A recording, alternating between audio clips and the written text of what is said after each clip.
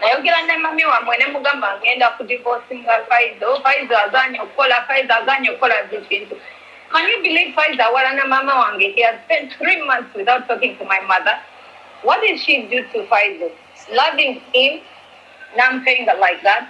My sister came and natulabirira bulungi nnyo. Honestly, she used to cook for us every morning nga tulabirira.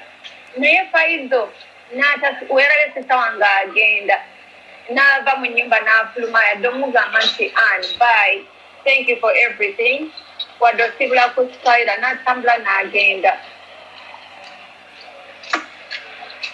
Kyokka kakati ali mu kuvuga namuze nina omusajja gwe yansanze tegera naye mu kisenge. Namugamba Faizo tokyusa password yo. Aza nkola ebintu bingi. Yamugambye njogera ne lawyer naye lawyer ayogereko naye.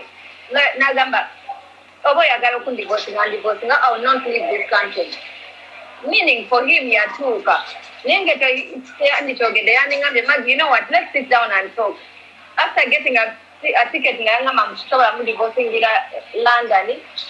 Kati ate essaawa eno lawyer ngangamba you can divorce him from London. Ngamba you know what, kansabe divorce biri. Kubanga tatanjagala, he has no interest in me. He never loved me. He had his other intentions. Atula nange kuteesa nange Faizo anfudde.